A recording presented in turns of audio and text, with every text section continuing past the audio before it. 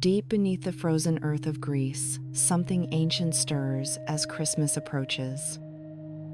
For 360 days, these creatures have been sawing at the roots of the world tree with rusty blades, and their work is nearly done. The tree groans and splinters threaten to give way, which would bring the entire universe crashing into eternal darkness. But just as the final cut approaches, and reality itself trembles on the edge of oblivion, the creatures hear something that stops them cold. Church bells ringing above ground announcing the birth of Christ. They drop their saws and scramble upward through caves and cracks in the earth, because for 12 nights the sun is at its weakest, and the barrier between their underground prison and our world grows thin. These are the Kallikantzaroi, and they're coming. They'll spoil your food and poison your wells and extinguish your fires on the coldest nights of winter. They'll ride your backs until you collapse and drive you mad with their tricks. And for 2,000 years, people across Greece and the Balkans have lived in terror of these Christmas demons. This is their story. If you're ready to look beyond the veil of forgotten myths and uncover the secrets the world chose to forget, subscribe to Inside Strange Times, so you won't miss new journeys into the realm of ancient mysteries. The old woman in the mountain village of Epirus knew they were coming when her fire wouldn't light on December 24th. She'd tried 3 times with dry wood and good kindling, but the flames kept dying as if invisible hands were snuffing them out. Her grandmother had warned her about this sign 70 years ago, when she was just a child hiding behind her grandmother's skirts. The Kallikantzaroi were near, and the 12 nights of terror had begun. These creatures have haunted the Greek imagination for over 2 millennia, appearing in stories that predate Christianity itself. Ancient Greek writers described grotesque beings that emerged during the winter solstice, when the sun barely scraped across the southern horizon and darkness ruled most of the day. They weren't simply monsters, but something far more terrifying because they had a cosmic purpose that threatened existence itself. Every culture has its demons, but few have creatures whose annual appearance marks both a celebration of light and a battle against the forces trying to destroy the universe. The world tree stands at the center of this ancient cosmology, and its roots run deeper than memory.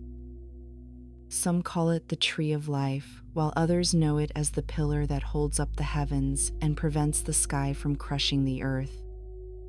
The Greeks inherited this concept from older civilizations and wove it into their understanding of how reality maintains its fragile balance. Deep underground, where no sunlight reaches, and the air smells of sulfur and decay, the Kallikantzaroi spend their entire year working with terrible patience. They saw at the tree's massive roots with tools made from human bones and rusted metal stolen from graveyards. The sound echoes through underground caverns like a heartbeat growing weaker with each strike. Picture them in the darkness, and your mind might conjure different horrors depending on which grandmother told you the tale. In Chios, they stand no taller than a child, but their bodies are covered in coarse black hair, and their eyes glow red like coals. Their feet are misshapen, with some accounts describing hooves like goats, while others insist they have just one leg that ends in a donkey's foot. In Macedonia, the stories paint them differently, with long tails they use to sweep away their footprints and enormous heads too heavy for their twisted bodies. Some have tusks jutting from their lower jaws, while others sport iron teeth that can chew through door locks and window bars. But the most disturbing accounts come from Bulgaria, where they're known as Kallikantzaroi and appear almost human until you look closer. Their backs are hunched from centuries of sawing in cramped tunnels, and their fingers have grown long and gnarled like tree roots. They speak in voices that sound like wind through dead leaves, and they know your name because they've been listening to your prayers all year from below. In Serbia, they call them Kallikantzaroi and say they ride wolves through the winter nights, or sometimes transform into wolves themselves when the hunger becomes too great. The reason they surface during Christmas goes back to the cosmic battle between order and chaos that defines their existence. For most of the year, they work in shifts with some sawing, while others sharpen the blades or clear away the wood chips that pile up like snow. They're so close to success by December that the tree creaks and sways, and sometimes people feel unexplained earthquakes that scientists can't trace to any fault line. But when Christmas arrives and Christ is born into the world, the tree miraculously heals itself in an instant. All their work vanishes as if it never happened, and the roots grow strong again, glowing with divine light that burns their eyes. This drives them into a rage that can only be satisfied by tormenting the humans who live above. They pour through every crack and crevice emerging from caves and old wells and even chimney flues. The 12 days from Christmas to Epiphany become their carnival of chaos, when all the frustration of their failed mission explodes into pure malevolence. They know they'll have to return underground when Epiphany arrives and start their pointless labor again, but for these precious nights, they're free to unleash their spite on the world. The first sign of their arrival often comes through the food, which begins to spoil in ways that make no sense. Fresh bread grows moldy overnight, even when wrapped carefully and stored properly. Milk curdles in sealed containers while wine turns to vinegar in corked bottles that haven't been opened.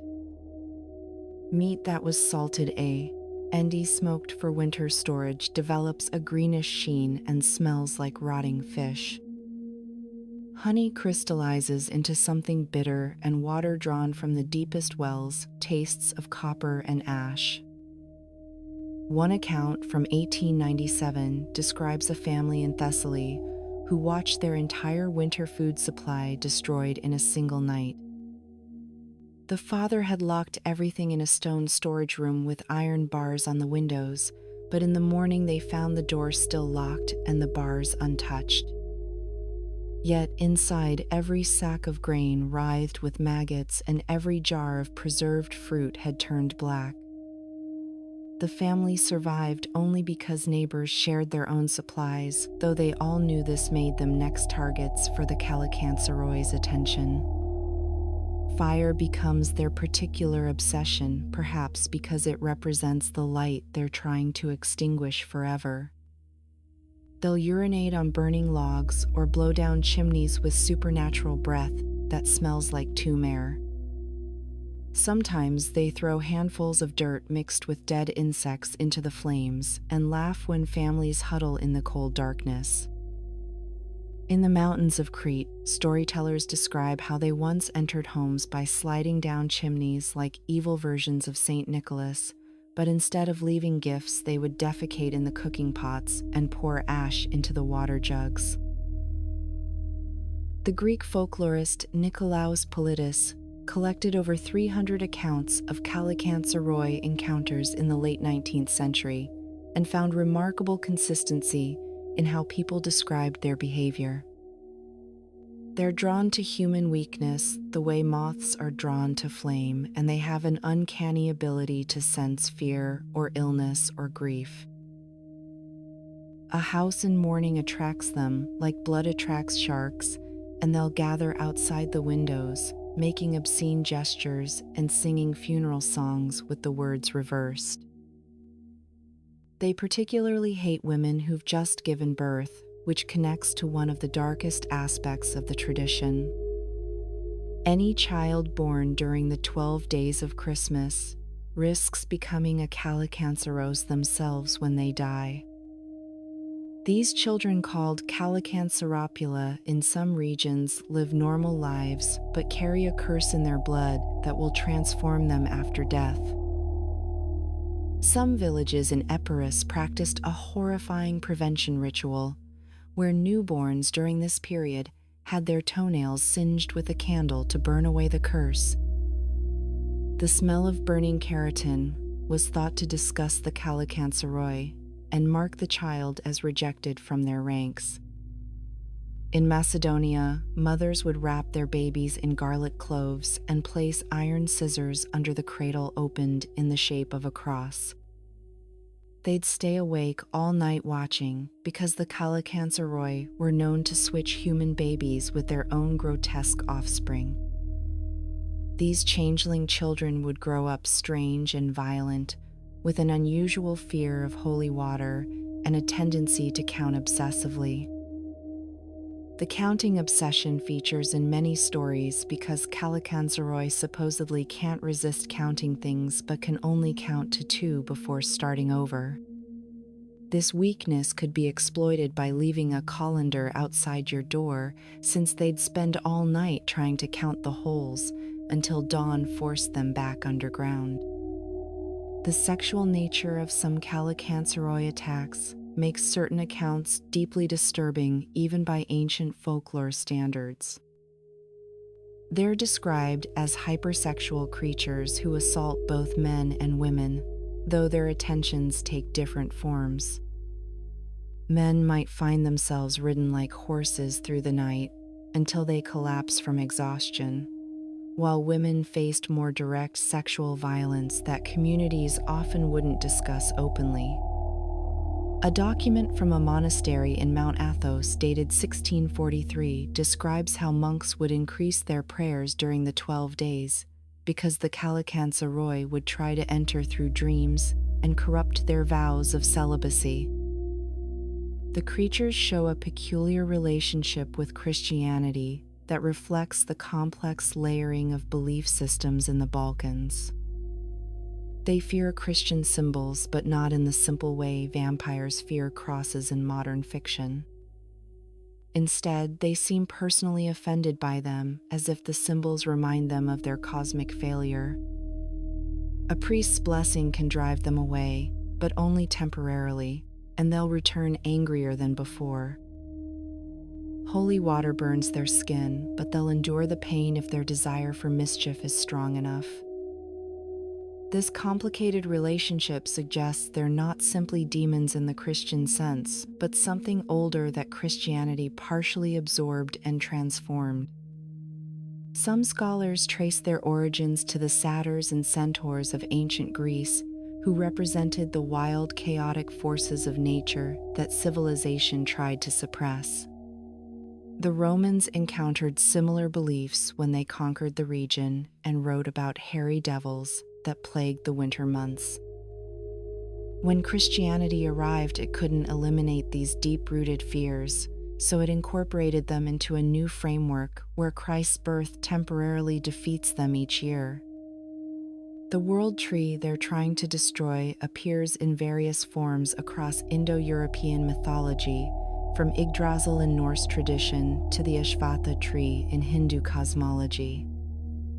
This suggests the Kallikantzaroi might represent an ancient Indo-European concept that survived in the Balkans long after it disappeared elsewhere. The idea of cosmic forces trying to destroy the axis mundi, or world pillar, appears in myths from Ireland to India, but nowhere else do these forces take such a specific and terrifying form. Regional variations reveal how different communities adapted the myth to their specific fears and circumstances. In fishing villages along the Aegean coast, the Kallikantzaroi emerge from the sea rather than underground, and their wet footprints on your doorstep means someone in the family will drown before spring. Mountain communities describe them, descending from peaks where they've been frozen in ice all year, and their touch brings frostbite that turns flesh black. In agricultural areas, they poison wells and make livestock sterile, ensuring famine in the coming year. The island of Cyprus has particularly elaborate traditions involving the Kallikantzaroi, which they call Kallikantzaroi in the local dialect.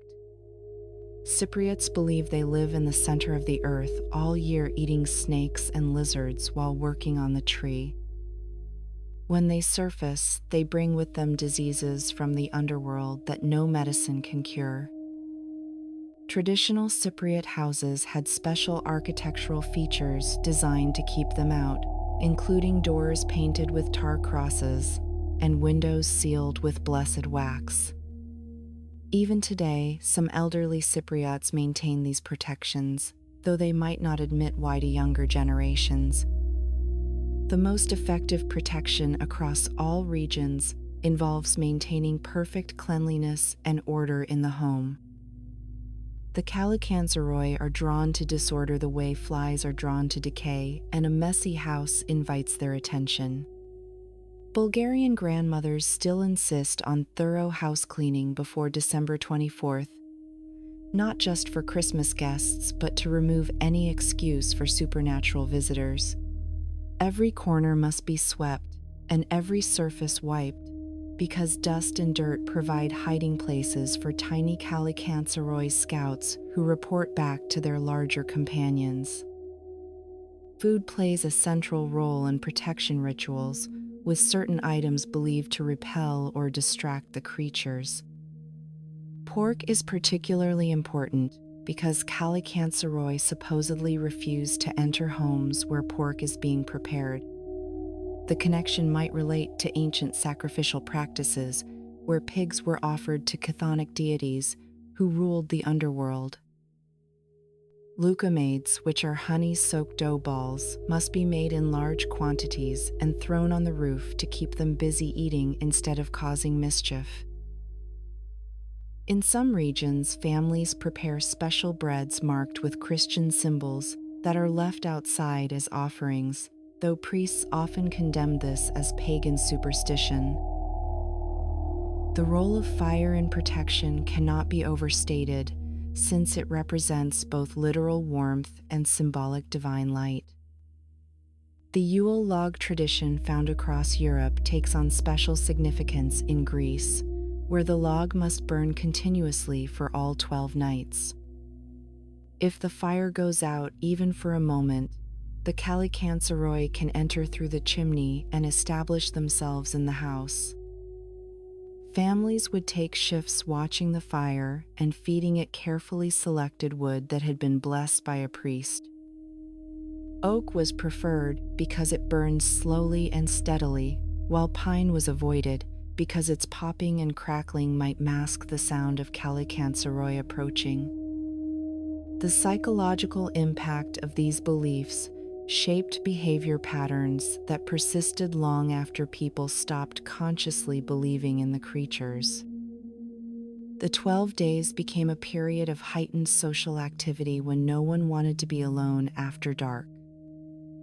Communities developed elaborate visiting schedules, ensuring every house had company each evening, which strengthened social bonds while providing mutual protection.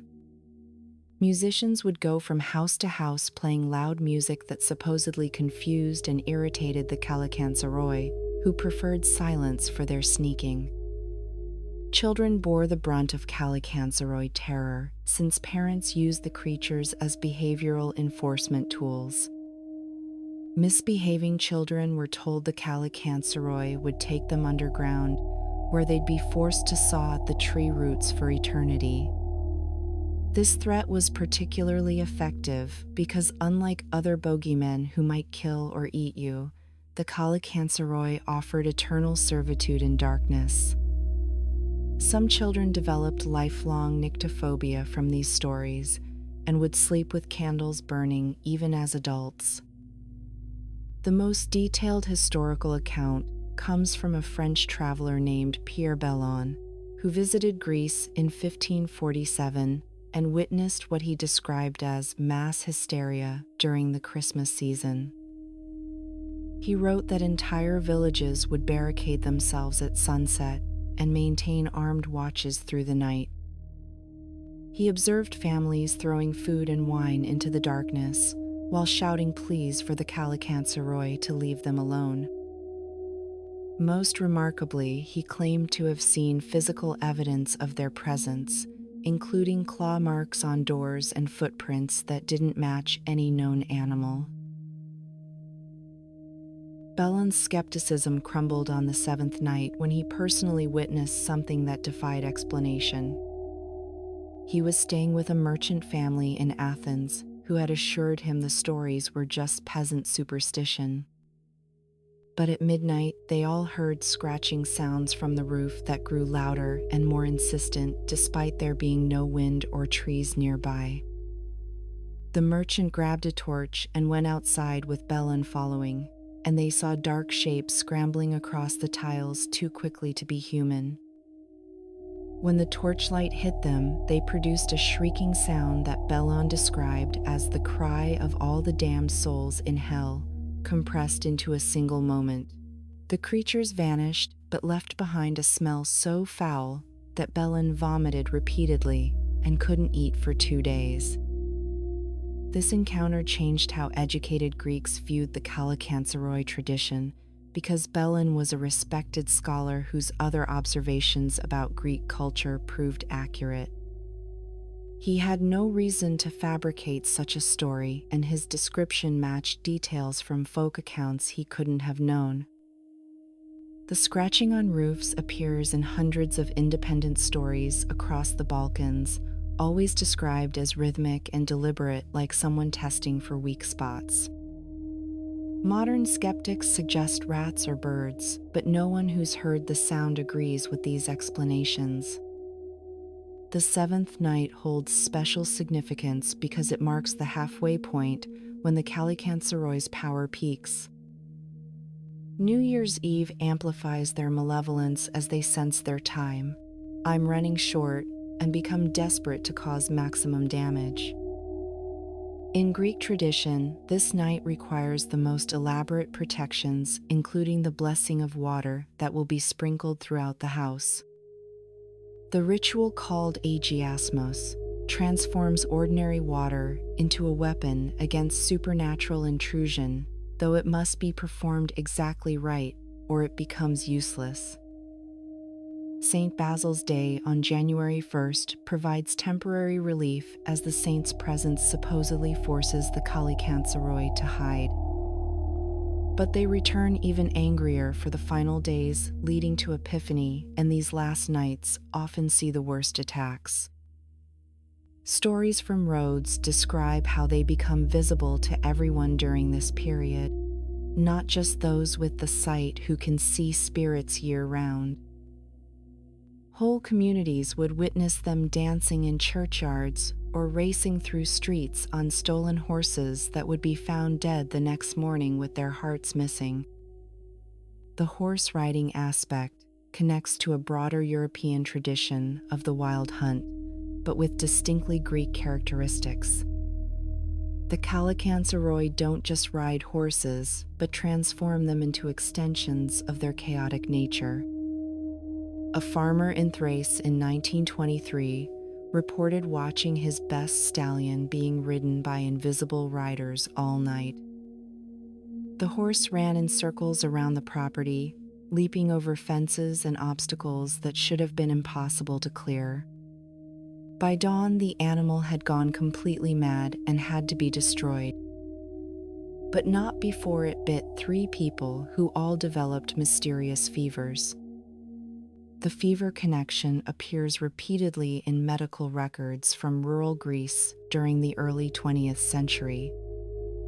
Doctors noted unusual spikes in certain illnesses during the 12 days, including fevers that didn't respond to treatment and respiratory problems with no clear cause. Modern medicine might attribute these to seasonal factors, but the timing and symptoms match historical accounts of Kallikantzaroi-induced sickness.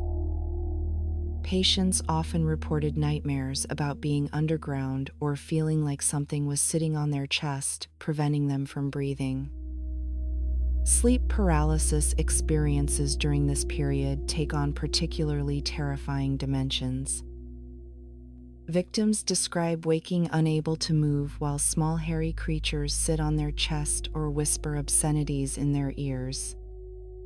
The whispers are especially disturbing because they reveal secrets the victim thought no one knew or predict deaths that later come true.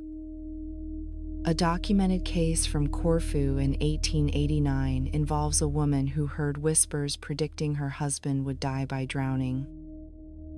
She tried to keep him away from the sea, but he fell into a well 3 months later and drowned in 2 feet of water. The predictive aspect suggests the Kallikantzaroi possess knowledge from their proximity to the world tree's roots, where all fates are supposedly written. They use this knowledge maliciously, telling people just enough truth to drive them mad with worry. Sometimes they reveal where treasure is buried, but anyone who digs it up suffers terrible misfortune, as if the wealth was cursed. Other times they expose adultery or hidden crimes, causing families to tear themselves apart with accusations and suspicion. Children born with physical abnormalities were often blamed on Kallikantzaroi interference during pregnancy. If a pregnant woman encountered them, or even dreamed about them, her child might be born with characteristics marking them as touched by the underworld. These included excessive body hair, or being born with teeth, or having eyes of different colors.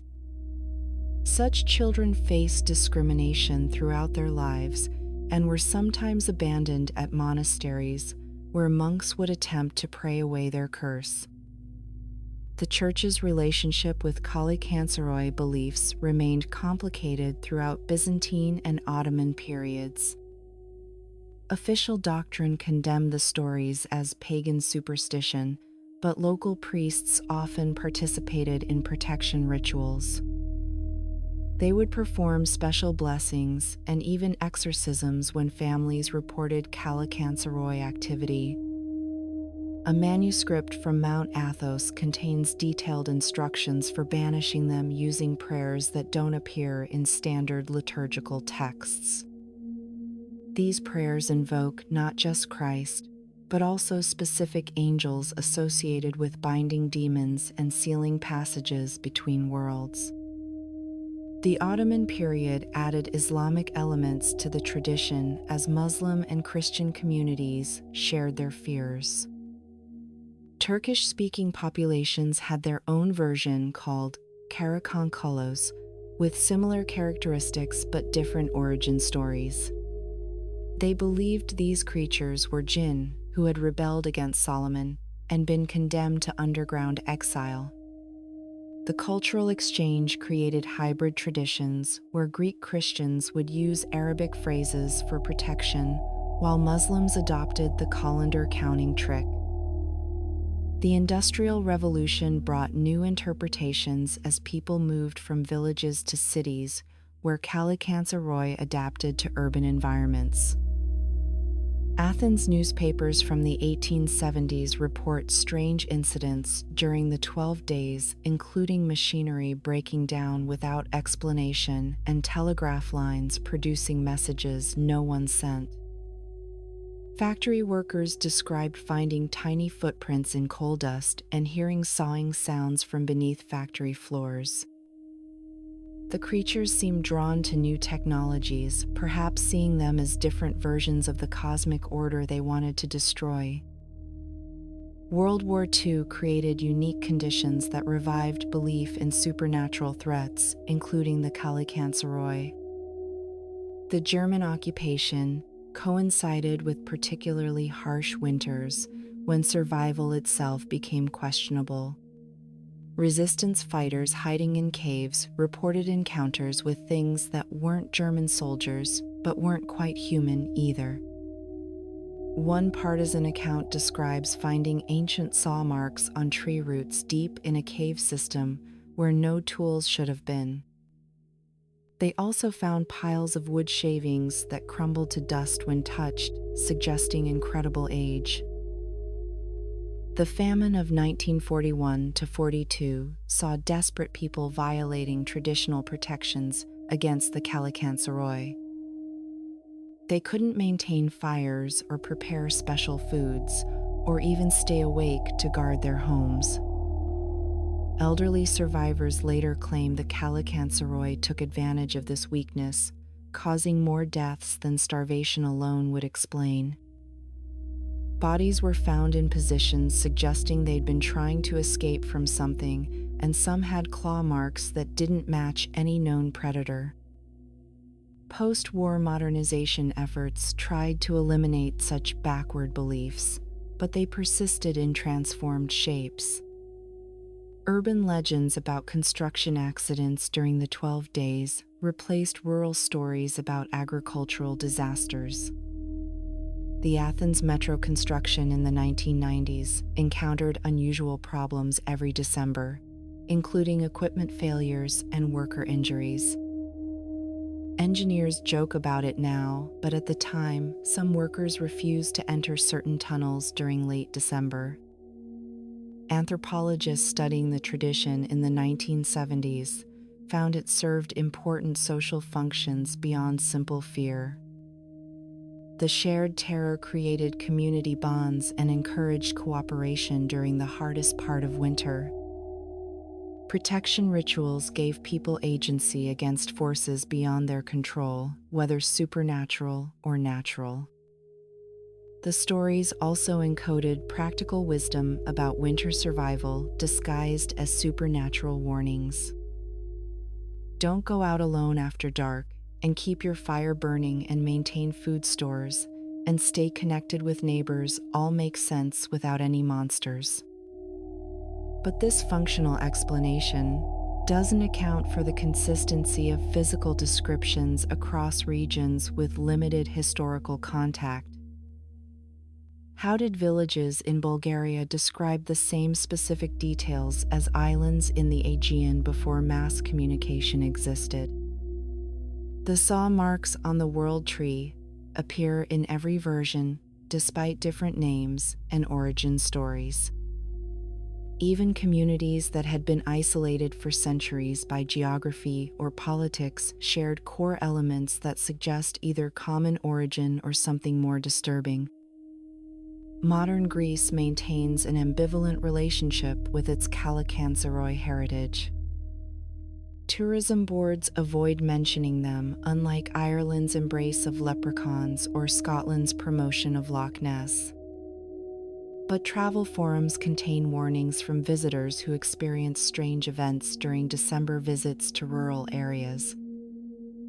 Hotels in traditional regions often have policies about keeping lobby fires burning all night during the 12 days, though they claim it's just for ambiance. Contemporary sightings continue, though they're usually dismissed or rationalized away. In 2018, a security camera in a Cretan village recorded something entering a church on December 29th. The figure was hunched and moved in ways that suggested physical deformity, but disappeared when the priest arrived. The footage went viral on Greek social media, with debates about whether it was hoax or evidence. The church reported that several silver items went missing that night, though doors and windows remained locked. Psychological research into the Kallikantzaroi phenomenon reveals patterns common to sleep disorders and mass hysteria. But it also shows unique elements that don't fit standard explanations. The specific timing and consistent physical descriptions suggest cultural transmission of something more than just stories. Children who've never heard of Kallikantzaroi sometimes describe similar creatures in nightmares during late December. Immigrants from non-Greek backgrounds report experiences matching traditional accounts after moving to affected regions. The diaspora carried these fears across the world, with Greek communities maintaining protections even in places like Australia or America. Melbourne's Greek Quarter sees increased church attendance during the 12 days and shops stock traditional protective items. New York Greeks share stories about Kallikantzaroi adapting to subway tunnels and skyscrapers. These modern versions hack computers instead of spoiling food and cause elevators to malfunction instead of extinguishing fires. Climate change has allegedly affected their patterns, according to those who still track such things. Warmer winters mean the ground doesn't freeze as solid, making it easier for them to emerge. Some claim they're appearing earlier and staying later as the traditional seasonal markers shift. Others suggest pollution and electromagnetic fields from technology confuse their ancient instincts. These modern interpretations show how the myth evolves to incorporate contemporary anxieties. Scientific investigations into reported Kallikantzaroi sites have found intriguing anomalies. Caves where they supposedly emerge show unusual acoustic properties that could produce disturbing sounds. Some locations have magnetic field variations that might affect perception and cause hallucinations. Underground water movements in limestone regions create vibrations that feel like something sawing at the earth. But these explanations feel inadequate when faced with the accumulated weight of testimonies across centuries. The question isn't whether the Kallikantzaroi exist in a physical sense, but what their persistence reveals about human nature. We need monsters to explain the inexplicable darkness that arrives each winter. We need rituals to feel safe when the sun barely rises and the cold threatens everything we've built. We need community bonds, reinforced by shared fears that unite us against common threats. The Kallikantzaroi serve all these needs while encoding deeper truths about chaos and order and the eternal struggle between creation and destruction. As Epiphany approaches on January 6th, the tension in traditional communities becomes almost unbearable. This is the final night when the Kallikantzaroi must return underground or be destroyed by divine light. The blessing of the waters ceremony performs more than symbolic cleansing because believers know it seals the passages between worlds. Priests throw crosses into rivers or the sea, and young men dive to retrieve them, partly for luck, but originally to prove the waters were clear of demonic presence. The moment of Epiphany dawn brings profound relief that modern people can barely comprehend. Imagine spending 12 nights in genuine terror, waiting for scratching at your door or whispers in your walls. The sun rises on January 6th with different quality than other winter mornings, seeming brighter and warmer regardless of actual weather. Families emerge from their houses like survivors of a siege, examining their property for damage and sharing stories of what they heard or saw. But down below in the absolute darkness beneath the earth's crust, something else is happening. The Kallikantzaroi have returned to find the world tree completely healed and their year of work undone. They pick up their saws made from human bones and begin again with the patience of creatures who exist outside normal time. Each strike echoes through limestone caverns and basalt chambers where no human has ever walked. They know they'll almost succeed again next December, only to be thwarted by the birth of divine light. This cosmic repetition defines their existence and ours, because without their failure, the universe would have ended long ago. Perhaps that's the real horror of the Kallikantzaroi, not that they might succeed, but that they never will. They're trapped in an eternal cycle of futile destruction, while we're trapped in an eternal cycle of fear. Every year the darkness comes, and every year we light our fires and tell our stories, and somehow survive until the light returns. The Kallikantzaroi remind us that chaos always lurks beneath our feet, and that civilization is just a thin barrier over an abyss that wants to swallow everything. Yet we persist, and they persist, and the world tree persists in a balance that feels too fragile to last, but has lasted since before memory began. When December comes again, and you hear unexplained sounds in the night, or find your fire won't stay lit, or notice food spoiling faster than it should, remember that somewhere below you, ancient creatures are sawing at reality's foundations. They'll surface soon when the sun grows weak and the barrier grows thin. Lock your doors and keep your fire burning, and don't go out alone after dark. The Kallikantzaroi are coming, and they've been coming for thousands of years, and they'll keep coming until the last December, when maybe their saws will finally cut through. But probably not, because some cycles are stronger than chaos, and some lights can't be extinguished, no matter how hard the darkness tries. Still, when you hear that scratching at your door on a cold December night, you'll wonder if this is the year the ancient balance finally breaks.